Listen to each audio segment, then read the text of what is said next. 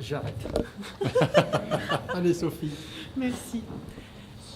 Alors, bonjour à tous, je suis Sophie Cluzel, responsable du management des risques pour le groupe AFNOR. L'objectif de mon intervention d'aujourd'hui est de traiter d'un aspect un petit peu particulier du management des risques, puisque je vais essayer de le repositionner dans un contexte de TPE-PME. Pour cela, je vais tenter de répondre à 3 questions. Pourquoi développer du management des risques dans les TPE-PME? Le management des risques pour les TPE-PME, que faire? Et comment aider les TPE-PME dans leur démarche de management du risque? Donc commençons tout d'abord par traiter l'intérêt du management des risques dans un contexte de TPE-PME. Et pour cela, je commencerai par un chiffre qui est un chiffre de 2013, mais qui peut être très bien appliqué à 2012, à 2011, à 2010. En France, en 2013, près de 99% des entreprises défaillantes sont des TPE-PME. Quand j'entends défaillance, j'entends état de cessation de paiement. C'est-à-dire que l'entreprise n'est plus en mesure de faire face à son passif exigible au regard de son actif disponible. La première cause de défaillance qui est mentionnée, c'est des difficultés financières.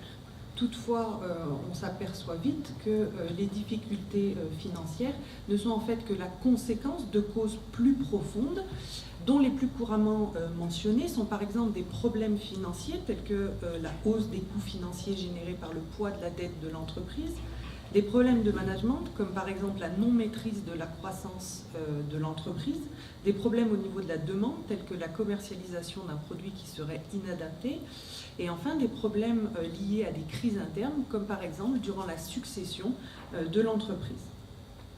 L'ensemble des causes de défaillance qui sont présentées et que j'ai mentionnées ne sont pas spécifiques.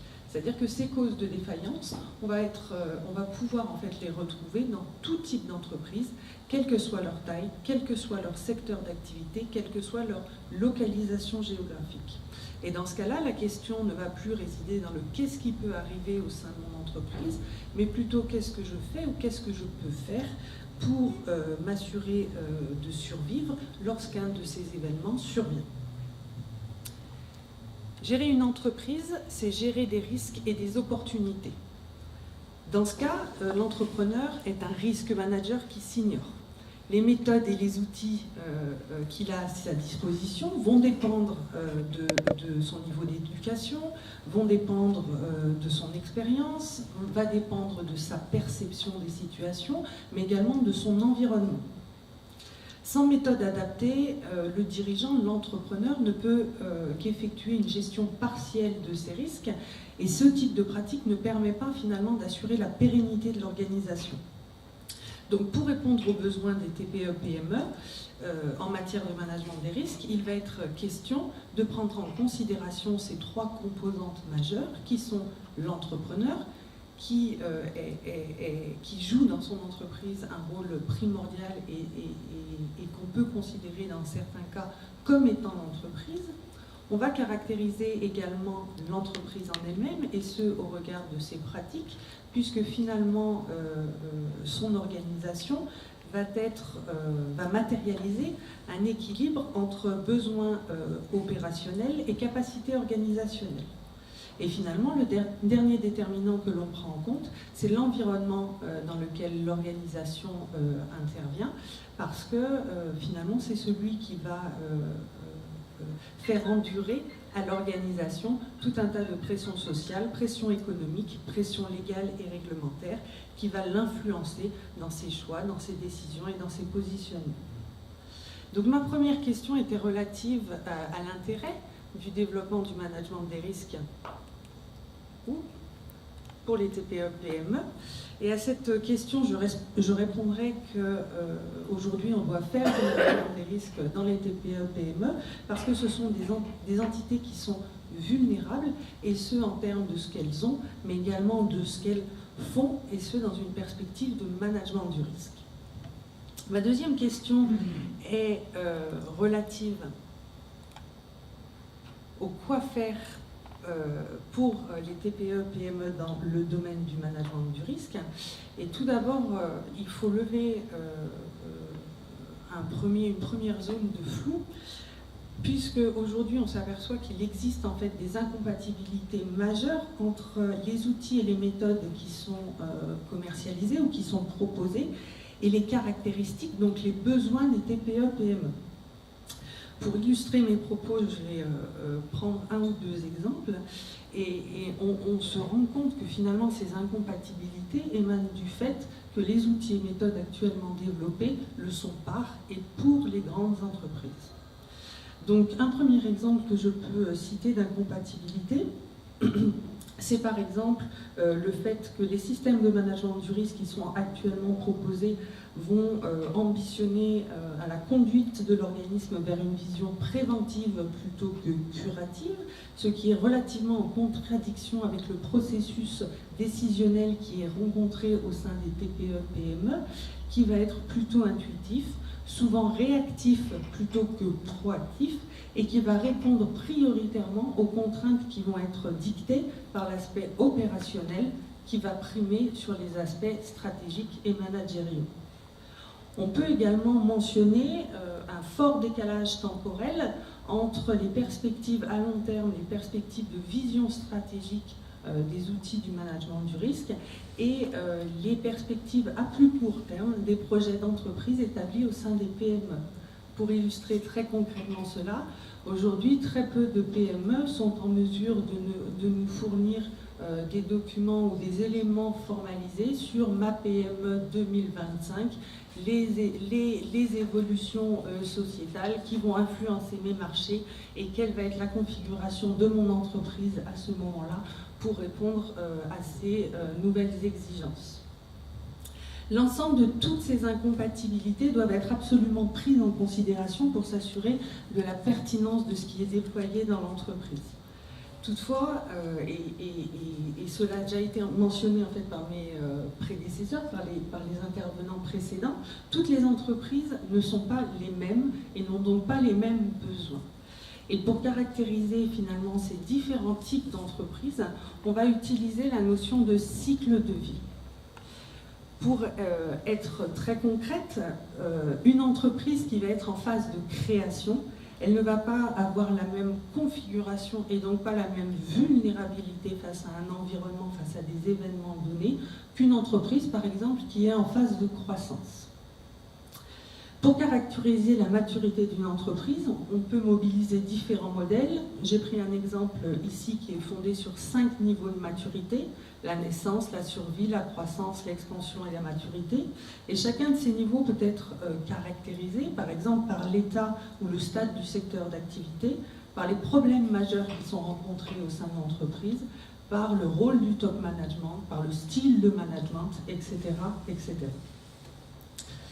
Ma deuxième question était donc de que faire pour les TPE-PME dans une perspective de management du risque. Et à ceci, je répondrai que finalement, il faut prendre en compte la spécificité des TPE-PME, et ça en intégrant ou en prenant en considération ces niveaux de maturité organisationnelle, structurelle et fonctionnelle dans le cadre d'une démarche de management des risques. Ceci m'amène directement à ma troisième question, qui est relative au soutien qu'il est possible d'apporter aux TPE-PME dans le cadre de leur démarche de management des risques. Donc nous avons vu que toutes les TPE n'étaient pas les mêmes. C'est qu'elles n'ont donc pas toutes les mêmes besoins. Et dans le domaine du management des risques, il va être possible finalement d'identifier 4 étapes, 4 niveaux de développement des pratiques. Une première phase qui est une phase de réponse ad hoc, qui va correspondre à une phase où l'entreprise a des pratiques de vérification de la performance sans avoir préalablement établi ni de planification, ni de déploiement, ni de mise en œuvre au niveau de la démarche. La deuxième étape est la phase du développement méthodique, enfin de l'organisation méthodique du management du risque et qui voit apparaître des pratiques périodiques d'appréciation et de traitement du risque. La troisième phase est celle de l'approche système et qui va correspondre finalement à une vision normative du management du risque. Et la dernière phase est la phase d'approche globale. Et dans cette phase, on est dans une situation situation où l'organisation va être pilotée vis-à-vis du risque. Parce que finalement, ce pilotage de l'organisation vis-à-vis du risque, c'est ça le management du risque. Le management du risque a un domaine d'application qui est très très large, c'est-à-dire qu'il peut s'appliquer à tout type d'entreprise, tout type d'organisation, mais également qui peut être mobilisé sur l'ensemble des activités d'une entreprise. Par exemple, ses projets, par exemple, ses décisions, par exemple, ses processus, etc., etc. Le référentiel normatif qui sert de cadre de référence est l'ISO 31000 version 2009, management du risque, principe et ligne directrice. Le management du risque selon l'ISO 31000 version 2009 repose sur 3 grandes parties qui sont les principes, le cadre organisationnel et le processus de management du risque. Les principes vont nous renseigner sur le pourquoi fait-on du management du risque dans l'entreprise. Le cadre organisationnel va nous renseigner sur le comment le management du risque s'intègre ou va s'intégrer au sein de mon organisation. Et à ce niveau, on remarque, enfin, l'œil averti remarquera un plan do, check, act classique. Et finalement, le processus de management du risque va nous renseigner sur les activités qui sont à conduire. Ce référentiel va nous permettre d'intervenir sur tous les types de risques auxquels une entreprise peut être confrontée. Je ne vais pas m'étendre là-dessus, nous avons vu tout à l'heure qu'ils étaient nombreux, mais surtout qu'ils pouvaient être mortels pour l'organisation. Et donc l'ISO 31000 va nous permettre d'avoir un positionnement préventif par rapport aux différents événements non souhaités qui sont relatifs à la vie de l'entreprise.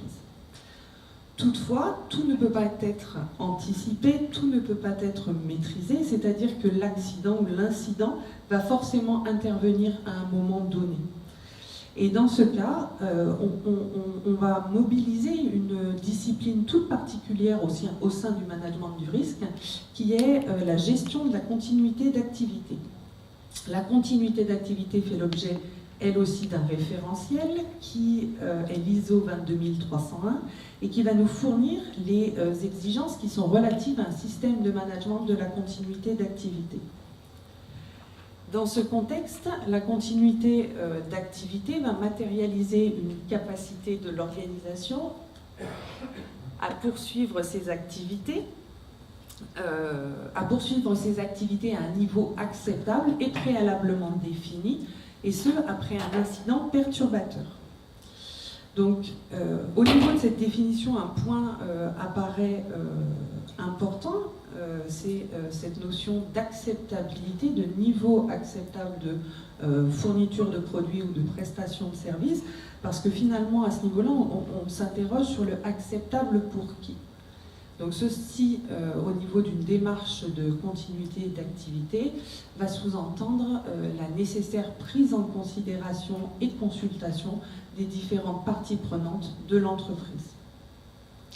Une autre définition d'intérêt sur ce slide, c'est celle du plan de continuité d'activité, ou PCA, qui va représenter finalement une partie très très opérationnelle et très très pratique de la continuité d'activité. À l'issue d'un sinistre, le PCA va nous renseigner sur l'interruption d'activité, sur sa durée acceptable, sur les différents niveaux de fonctionnement ainsi que leurs différentes caractéristiques, dégradées, très dégradées, etc., sur les responsabilités durant chaque étape, sur les possibilités des utilisateurs durant chaque étape, etc., etc. Il existe un document qui est complémentaire à l'ISO 22301 et qui est la FDX 50259 et qui, lui, va nous fournir finalement l'ensemble des éléments qui vont nous permettre très opérationnellement de construire et de mettre en œuvre notre plan de continuité d'activité. Dans tous les cas, il est important à plus ou moins long terme d'inscrire l'ensemble de ces démarches opérationnelles au sein d'un système de management, parce que finalement c'est l'assurance d'une bonne définition des responsabilités, de l'allocation de ressources dédiées pour le projet, de l'organisation des activités, de la mise à disposition et du partage de méthodes et d'outils, etc., etc. Donc ma dernière question était relative au soutien qu'il est possible d'apporter aux TPE, PME dans le cadre de leur démarche de management des risques. Et à ce niveau, la réponse en fait sonne plutôt comme une recommandation, et une recommandation en fait en termes de posture. Donc tout d'abord une première posture d'adaptabilité pour répondre aux besoins des TPE, mais également pour répondre aux besoins de l'ensemble de ces parties prenantes. Et la deuxième posture est celle de la complémentarité entre les TPE et ces parties prenantes, puisque finalement leurs risques sont interreliés et que seules elles n'ont pas les moyens d'avoir un niveau de maîtrise suffisant sur l'ensemble de ces risques. Voilà, je vais m'arrêter là pour aujourd'hui. Je vous remercie de votre attention et je me tiens à votre disposition si vous avez des questions. Merci beaucoup.